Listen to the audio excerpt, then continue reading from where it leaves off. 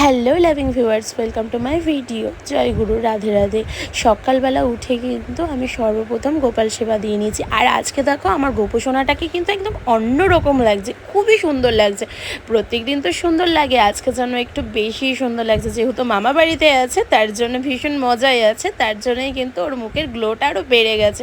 যাই হোক, মার কাছে যেহেতু আছি তাই মার কাছে আমি সর্বপ্রথম সকালে উঠে পুজো দিয়ে নিলাম, ঠাকুর সেবা করে নিলাম। তারপরে কিন্তু ঠাকুর সেবার পরে আমি নিজের সেবা করে নিলাম, নিজের পেট পুজো করে নিলাম। তারপরে কিন্তু চলে গেলাম রান্নাঘরে একটা স্পেশাল ডিশ বানানোর জন্য। দাদা অনেক দিন ধরেই বলছিল যে একটুকুনি তুই ওই স্পেশাল ডিশটা যেটা বানাস ওটা করে খাওয়াস না রে।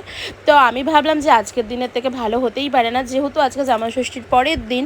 আজকে কিন্তু মানে আমরা দায়িত্ব নিয়েছি, আমি দিদি, যে আজকে রান্না বান্নার সব কিছুর দায়িত্ব আমরা। তাই দিদি কিন্তু বানিয়েছে একটা স্পেশাল ডিশ, আমিও বানিয়েছি একটা স্পেশাল ডিশ। এই যে এটা হচ্ছে ছানার কোপ্তা। দাদা আমার হাতে খেতে ভীষণ পছন্দ করে, আর এই ছানার কোপ্তাটা খেতেও ভীষণ টেস্টি হয়। তার সাথে ছিল হচ্ছে বাসন্তী পোলাও। বাসন্তী পোলাও কিন্তু আমাদের বাড়িতে সবাই বেশ ভালোবাসে, আমারও খুব ভালো লাগে। বাচ্চা থেকে বড় থেকে সবাই পছন্দ করে। আর দেখো বাসন্তী পোলাওটার রঙটা দেখো, জাস্ট ওয়াও এসছে, ওয়াও। খেতেও কিন্তু ততটাই টেস্টি হয়েছে। আর এই যে বললাম না, দিদি একটা স্পেশাল ডিশ বানিয়েছে, এই যে মটন কষা। উফ, দেখেই যেন জিভে জল চলে আসছে। তো দিদি কিন্তু বানিয়ে নিয়েছে একদম মটন কষা, একটু ঝোলঝোল, মানে একটু কষা কষা গ্রেভি রাখা হয়েছে, যেহেতু একটা শুকনো জিনিস পোলাওটা ওর সাথে খেতে হবে। তো একটু গ্রেভি গ্রেভি না রাখলেও হয় না। জাস্ট দেখো, জাস্ট ওয়াও লাগছে, ওয়াও। আর এখানে কিন্তু দিদিও দাঁড়িয়ে আছে। তা আমি দিদিকে বললাম, দাঁড়া তোকে একটু দেখাই যে তুই রান্নাটা করছিস। তা অনেক বেলা হয়ে গেছিলো, তো আমরা চলে গেলাম লাঞ্চ করতে। লাঞ্চে ছিল কিন্তু মটন বিরিয়ানিও ছিল।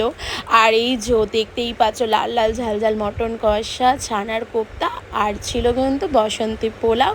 আর এখানে স্যালাড, মিষ্টি, আরও অনেক কিছু আছে। এই যে আমিও আমার প্লেটে বেড়ে নিয়েছি। খাওয়া দাওয়া কমপ্লিট করে বিকাল হয়ে গেছে। বিকাল হয়ে এই যে দেখতেই পাচ্ছ কেকটা। তো যেহেতু সানডেতে ফাদার্স ডে ছিল, তো আমরা সবাই মিলে ভাবলাম যে বাড়িতে তো আর কেউ নেই, তো দাদা আছে, তো দাদার সাথে সেলিব্রেশনটা করা যাক। তো বৌমনি একটা কেক নিয়ে এসেছিলো, খুব সুন্দর ছিল কেকটা খেতেও। তো দাদাকে দিয়ে কেকটা কাটানো হলো। সবাই মিলে সত্যি আজকের দিনটা খুব ভালো মতন করেই কাটালাম, ভীষণ মজা করে কাটালাম। এইরকম ফ্যামিলির সাথে খুব সময় কম পাওয়া যায় আজকালকার দিনে একসাথে সময় কাটানোর জন্য। তো আমরা খুব মজা করলাম দিনগুলোতে। জামাইরা নেই, জামাইরা সবাই বাইরে আছে। তো মা বললো জামাইরা নেই তাই কি হয়েছে, তোরা তো আছিস, তোদের নিয়েই এইবারে ষষ্ঠীটা চল আমরা করবো, তোরা কিন্তু চলে আসিস। তাই আমি আর দিদি চলে গেছিলাম।